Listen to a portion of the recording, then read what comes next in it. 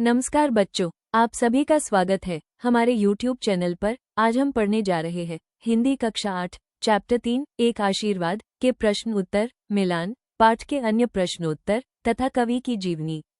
तो चलिए शुरू करते हैं। अगर चैनल को सब्सक्राइब नहीं किया है तो सब्सक्राइब कर ले। निम्नलिखित प्रश्नों के उपयुक्त उत्तर के सम्मुख तारा बनाइए। कुछ प्रश्नों के एक से अधिक उत्तर भी हो सकते हैं। प्रश्न 1, कविता में किसे संबोधित किया गया है? उत्तर क, युवा वर्ग को। प्रश्न 2, तेरे स्वप्न बड़े हो पंक्ति में स्वप्न से क्या आशय है? उत्तर घ, बड़े लक्ष्य निर्धारित करना। प्रश्न 3, उंगली जलाएं पंक्ति में उंगली जलाने का भाव। उत्तर घ, कष्टों से नहीं घबराना। प्रश्न 4, अपने पांवों पर खड़े हो पंक्ति से क्या आशय है? उत्तर घ, आत्मनिर्भर होना। मिलकर करें मिलान। कविता में से चुनकर कुछ पंक्तियां स्तंभ 1 में दी गई हैं। उन पंक्तियों के भाव या संदर्भ स्तंभ 2 में दिए गए हैं। पंक्तियों को उनके सही भाव अथवा संदर्भों से मिलाइए। क्रम स्तंभ 1, स्तंभ 2। 1, भावना की गोद से उतरकर जल्द पृथ्वी पर चलना सीखें। 3, भावनाओं में न बहकर वास्तविकता का सामना करना। 2, हर दिए की रोशनी देखकर ललचाएं। 1, विविध ज्ञान के प्रति आकृष्ट होना और उसे पाने की ललक होना। 3, चांद तारों सी अप्राप्य सच्चाइयों के लिए रूठना मचलना सीखें। 4, असंभव से लगने वाले लक्ष्यों के लिए हठ और प्रयास करना। 4, हंसे मुस्कुराएं गाएं। 2, सपनों को आनंद और मुस्कुराहटों में बदलें। कठिन परिस्थितियों में भी मनोबल बनाए रखें। पंक्तियों पर चर्चा। प्रश्न, पाठ से चुनकर कुछ पंक्तियां नीचे दी गई हैं। इन्हें ध्यानपूर्वक पढ़िए और इन पर विचार कीजिए। आपको इनका क्या अर्थ समझ में आया? अपने विचार अपने समूह में साझा कीजिए और लिखिए। क, जा, तेरे स्वप्न बड़े हों। उत्तर, इस पंक्ति का अर्थ है, जाओ, तुम्हारे सपने महान और ऊंचे हों। यह एक आशीर्वाद और प्रेरणा से भरी हुई पंक्ति है, जिसमें यह कहा जा रहा है कि वो छोटे मोटे लक्ष्यों तक सीमित न रहे, बल्कि बड़े स्वप्न देखे, महत्वाकांक्षी बने और ऊंचाइयों तक पहुंचे। ख, जल्द पृथ्वी पर चलना सीखे। उत्तर, इस पंक्ति का अर्थ है, जल्दी ही यथार्थ का सामना करना सीखे। ये पंक्ति विशेष रूप से युवा वर्ग को प्रेरित करती है कि वे केवल कल्पनाओं में न खोएं, बल्कि धरातल पर उतरकर मेहनत करें और जीवन की चुनौतियों का सामना करना सीखें। ग, चांद तारों सी अप्राप्य सच्चाइयों के लिए रूठना मचलना सीखें। उत्तर, इस पंक्ति का अर्थ है, हमें अपने जीवन में ऐसे ऊंचे और कठिन लक्ष्य निर्धारित करने चाहिए जो चांद तारों की तरह दूर और कठिन प्रतीत होते हैं। उन लक्ष्यों को पाने के लिए हमें भावनात्मक रूप से जुड़ना चाहिए, यानी जब वे लक्ष्य हमें न मिले तो हम दुखी हो, रूठे, मचले, यानी उन्हें पाने की प्रबल इच्छा और बेचैनी हमारे भीतर होनी चाहिए। अनुमान और कल्पना से। प्रश्न, कविता में सपनों के बड़े होने की बात की गई है। आपके अनुसार बड़े सपने कौन कौन से हो सकते हैं और क्यों? उत्तर, मेरे अनुसार निम्नलिखित सपने बड़े हो सकते हैं। 1, शिक्षा में ऊंचाई तक पहुंचना, जैसे वैज्ञानिक, डॉक्टर, इंजीनियर या शोधकर्ता बनना, क्योंकि शिक्षा से व्यक्तिगत सफलता, समाज और देश का विकास होता है। 2, देश की सेवा करना, जैसे सेना, IAS, IPS, व्यक्तिगत विकास के साथ साथ राष्ट्र के लिए योगदान। 3, कोई नई खोज या आविष्कार करना, जैसे टेक्नोलॉजी या स्वास्थ्य क्षेत्र में कुछ नया करना, क्योंकि इसमें मानवता का भला होता है और हम दुनिया को बेहतर बना सकते हैं। 4, कला, संगीत, साहित्य में महान बनाना, जैसे लेखक, गायक या चित्रकार बनना, क्योंकि ये सपने लोगों के दिलों को छूते हैं और समाज को सांस्कृतिक रूप से समृद्ध करते हैं।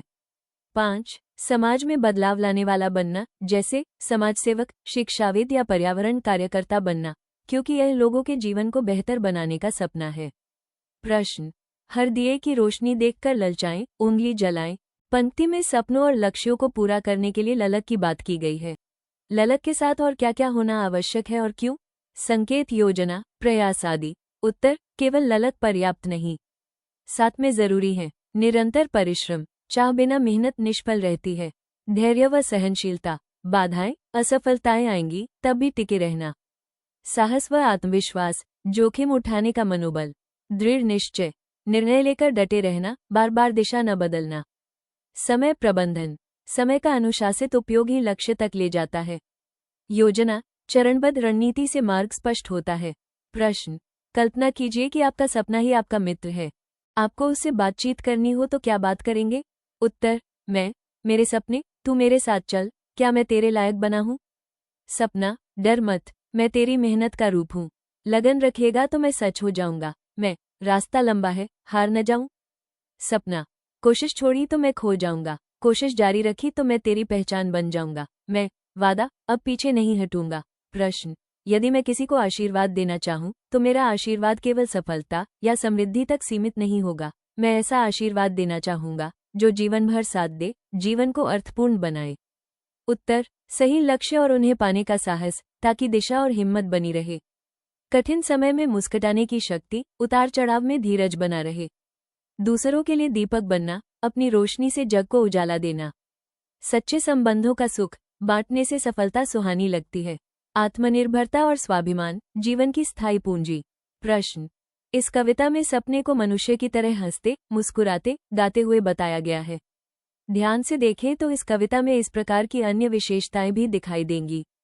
उन्हें लिखिए और कक्षा में उन पर चर्चा कीजिए। उत्तर, मानवीकरण, हंसे, मुस्कुराएं, गाएं, सपनों को जीवंत साथी की तरह दिखाया गया है। भावात्मक जुड़ाव, रूठना मचलना, लक्ष्य केवल योजना नहीं, दिल का लगाव भी मांगते हैं। यथार्थ, धर्मिता, जल्दी पृथ्वी पर चलना, कल्पना से आगे बढ़कर कर्मभूमि पर उतरना। प्रेरक स्वर, जा, तेरे स्वप्न बड़े हो, उत्साह, दिशा और आशा का आह्वान। निस्वार्थ रोशनी, हर दिए की रोशनी, अपने जले बिना रोशनी नहीं, दूसरों का भला भी शामिल। प्रश्न, इस कविता का शीर्षक एक आशीर्वाद है, जो कविता में कहीं भी प्रयुक्त नहीं हुआ है। यदि इस कविता की ही किसी पंक्ति या शब्द को कविता का शीर्षक बनाना हो तो आप कौन सी पंक्ति या शब्द चुनेंगे और क्यों? उत्तर, जा, तेरे स्वप्न बड़े हो, क्योंकि यही पंक्ति कविता का सार और प्रेरक बल है। तेरे पांव जमीन पर हो, सिखाती है सफलता के साथ विनम्रता और यथार्थ बोध का संतुलन। भाषा की बात। प्रश्न, नीचे दिए गए रिक्त स्थानों में स्वप्न से जुड़े शब्द अपने समूह में चर्चा करके लिखिए। उत्तर, स्वप्न, कल्पना, लक्ष्य, प्रेरणा, आकांक्षा, संघर्ष, यथार्थ, आत्मविश्वास, उड़ान, दृढ़ निश्चय। प्रश्न, कविता में से चुनकर कुछ शब्द नीचे दिए गए हैं और उनके सामने कुछ अन्य शब्द भी दिए गए हैं। उन शब्दों पर घेरा बनाइए जो समान अर्थ न देते हो। उत्तर, सुता, मधुकर, सोम, लालिमा, यथार्थ, दीन। इन शब्दों को छोड़कर बाकी सभी शब्द वाली लाइन की पर्यायवाची है। प्रश्न, आना और जाना दो महत्वपूर्ण क्रियाएं हैं। इन दोनों क्रियाओं का प्रयोग करते हुए सार्थक वाक्य बनाइए। उत्तर, उदाहरण वाक्य, आना, समूह, मैं स्कूल रोज समय पर आता हूँ। माँ ने मुझे बुलाया तो मैं तुरंत आया। बारिश के बाद ठंडी हवा आई। क्या तुम कल मेरी जन्मदिन की पार्टी में आओगे? वह हर रविवार को मंदिर आता है। जाना, समूह, मैं कल अपने दादा दादी के घर गया। बच्चे पार्क में खेलने जा रहे हैं। छुट्टी के बाद हम पिकनिक पर जाएंगे। वह रोज स्कूल जाती है। बारिश होने से पहले ही हम घर चले गए। प्रश्न, अपने किसी एक दिन की समस्त गतिविधियों पर ध्यान दीजिए और अपनी डायरी में लिखिए कि आप दिन भर में कब कब हंसे, कब कब मुस्कुराए, कब कब गाए, कब कब रूठे, कब कब मचले। उत्तर, सुबह 8 बजे जब मम्मी ने प्यार से उठाया और गर्मागर्म पराठे परोसे तो मैं मुस्कुरा उठा। 9 बजे ऑनलाइन क्लास में दोस्त ने मजाक किया तो हम सभी हंसने लगे। 11 बजे पढ़ाई करते करते जब मेरा मन ऊब गया तो मैंने अपना पसंदीदा गाना लगाया और गुनगुनाने लगा। 1 बजे दोपहर के खाने में मेरी पसंद का नहीं था तो मैंने थोड़ा सा मुंह फुला लिया, यानी थोड़ा रूठ गया। 2:30 बजे मम्मी ने चॉकलेट दे दी, मैं फिर से मुस्कुरा उठा और रूठना खत्म हुआ। 5 बजे जब पापा ने शाम को खेलने नहीं जाने दिया, मैं मचल गया और लगभग आधे घंटे तक उदास होकर बैठा रहा। 7:30 बजे टीवी पर मेरा पसंदीदा प्रोग्राम तारक मेहता का उल्टा चश्मा आया तो मैं हंसता रहा। रात 9 बजे सोने से पहले मम्मी पापा के साथ समय बिताया, उनके साथ बातें की। प्रश्न, कविता के माध्यम से बड़े लक्ष्य निर्धारित करने और उन्हें पूरा करने का आशीर्वाद दिया गया है। दिन प्रतिदिन के जीवन में आपको अपने माता पिता, अध्यापक एवं परिजनों से किस तरह के आशीर्वाद मिलते हैं? अपनी लेखन पुस्तिका में लिखिए। उत्तर, मुझे अपने माता पिता, अध्यापक और परिवारजनों से निम्नलिखित आशीर्वाद मिलते हैं। माता पिता से ईमानदारी और मेहनत से काम करने का आशीर्वाद, सच्चाई के मार्ग पर चलने की प्रेरणा, हर परिस्थिति में धैर्य और संयम रखने की सीख, जीवन में बड़े सपने देखने और उन्हें पूरा करने का हौसला। अध्यापक से ज्ञान अर्जन करने और उसका सदुपयोग करने का आशीर्वाद, परीक्षा में सफल होने और आत्मविश्वास बढ़ाने का आशीर्वाद, सही निर्णय लेने और जीवन के प्रति सकारात्मक सोच रखने का आशीर्वाद, अपने लक्ष्य के प्रति समर्पण बनाए रखने का आशीर्वाद, परिजनों से प्रेम, सहयोग और सम्मान के साथ जीवन जीने की प्रेरणा, मुश्किल समय में मजबूत बने रहने का आशीर्वाद, अपने कर्तव्यों को निभाने और दूसरों की मदद करने की भावना, जीवन में हमेशा आगे बढ़ते रहने का आशीर्वाद। प्रश्न, आप भी अपने से छोटों के प्रति किसी न किसी प्रकार से शुभेच्छा प्रकट करते हैं, उन्हें लिखिए। उत्तर, प्रिय छोटे भाई बहनों, आपके उज्ज्वल भविष्य की कामना करता हूँ। ईश्वर आपको सदैव स्वस्थ, प्रसन्न और सफलता की ऊंचाइयों तक पहुंचाए। जीवन में आने वाली हर चुनौतियों को आत्मविश्वास और धैर्य से पार करें। आपकी मुस्कान हमेशा बनी रहे और आपके सपने साकार हों। प्रश्न, अपने माता पिता या अभिभावक से उनके द्वारा देखे गए सपने और इच्छाओं के बारे में पूछिए कि वे क्या क्या करना चाहते थे या चाहते हैं। नीचे दी गई तालिका में उन सपनों को लिखिए। आप इस तालिका को और बढ़ा सकते हैं। उत्तर, घर के सदस्यों के सपने। माता, वे चाहती थी कि मैं पढ़ लिखकर एक अच्छी डॉक्टर बनूं। पिता, वे सेना में जाना चाहते थे लेकिन पारिवारिक जिम्मेदारियों के कारण नहीं जा सके। दादा, वे चाहते थे कि उनका पोता शिक्षक बने और बच्चों को ज्ञान दे। दादी, वे हमेशा चाहती थी कि पूरा परिवार एक साथ और खुश रहे। नाना, वे वकील बनना चाहते थे और न्याय के लिए काम कहना चाहते थे। नानी, वे चाहती थी कि उनकी बेटी आत्मनिर्भर और शिक्षित बने। बहन, वो एक प्रसिद्ध चित्रकार बनना चाहती है। भाई, वो क्रिकेटर बनना चाहता है और देश के लिए खेलना चाहता है। परीक्षा में पूछे जाने वाले अतिरिक्त प्रश्न, अति लघु उत्तरीय प्रश्न। प्रश्न, एक आशीर्वाद, कविता में कवि किसे आशीर्वाद देता है? उत्तर, बच्चे को। प्रश्न, कवि बच्चे में कौन सा गुण देखना चाहता है? उत्तर, सत्य, ईमानदारी और परिश्रम। प्रश्न, कविता का मुख्य संदेश क्या है? उत्तर, अच्छे संस्कार अपनाना। प्रश्न, कवि किस प्रकार का जीवन जीने की प्रेरणा देता है? उत्तर, आदर्श और सदाचारी। प्रश्न, कविता हमें क्या सिखाती है? उत्तर, बड़ों का सम्मान करना। प्रश्न, कविता का मुख्य भाव क्या है?